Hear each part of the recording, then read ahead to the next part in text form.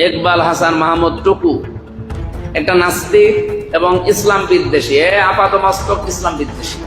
আমির হামজা একাধারে ইসলামিক বক্তা ও সংসদ সদস্য। তার সাম্প্রতিক এক বক্তব্যকে কেন্দ্র করে দেশ জুড়ে তীব্র আলোচনা সমালোচনা সৃষ্টি হয়েছে।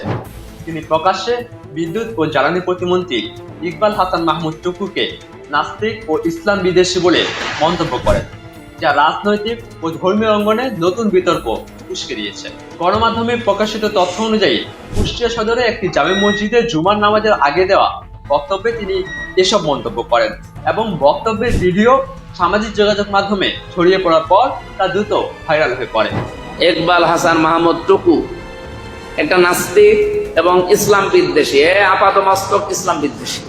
বিষয়টি সামনে আসার পর রাজনৈতিক অঙ্গন সহ বিভিন্ন মহলে প্রতিক্রিয়া তৈরি হয়েছে, যেখানে অনেকেই একজন নির্বাচিত জনপ্রতিনিধির কাছ থেকে এমন সংবেদনশীল মন্তব্যকে দায়িত্বহীন বলে আখ্যা দিয়েছেন।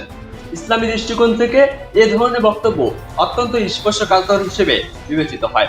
হাদিসে হযরত মুহাম্মদ সাল্লাল্লাহু আলাইহি ওয়াসাল্লাম সতর্ক করে বলেছেন, কেউ যদি তার ভাইকে কাফের বলে তবে এ কথাটি তাদের একজনের উপরেই ফিরে আসে। প্রখ্যাত ইসলামী চিন্তাবিদ ইবনে তাইমিয়া ও ইমাম আবু হানিফা এর মতামত অনুযায়ী সুস্পষ্ট ও অকাট্য প্রমাণ ছাড়া কোনো মুসলিমকে কাফের বা নাস্তিক ঘোষণা করা বৈধ নয় এবং এ বিষয়ে অত্যন্ত সতর্কতা অবলম্বন করা জরুরি। ইসলামী গবেষকদের মতে ব্যক্তিগত মতভেদ বা রাজনৈতিক বক্তব্যের ভিত্তিতে কাউকে এ ধরনের আখ্যা দেওয়া অনুচিত এবং এতে সামাজিক বিভ্রান্তি তৈরি হতে পারে। পাশাপাশি ভুলভাবে কাউকে কাফের বলার দায় বক্তার উপরেও বর্তাতে পারে। রাষ্ট্রীয় দৃষ্টিকোণ থেকেও বিষয়টি গুরুত্বপূর্ণ হয়ে উঠেছে।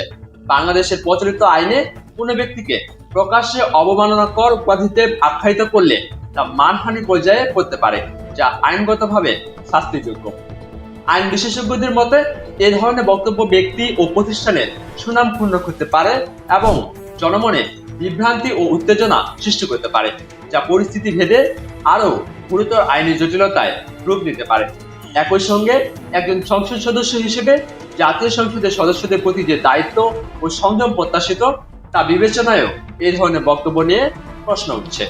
সাম্প্রতিক এই মন্তব্যের কারণে আমির হামজা সমালোচনার মুখে পড়েছেন এবং বিভিন্ন মহল থেকে তার বক্তব্য প্রত্যাহার বা ব্যাখ্যার দাবি উঠেছে। বিশ্লেষকদের মতে ধর্মীয় ভাষা ব্যবহার করে রাজনৈতিক সমালোচনা করলে তা সহজেই বিভ্রান্তি সৃষ্টি করতে পারে এবং সামাজিক সম্প্রীতি ক্ষতিগ্রস্ত হওয়ার ঝুঁকি বেড়ে যায়।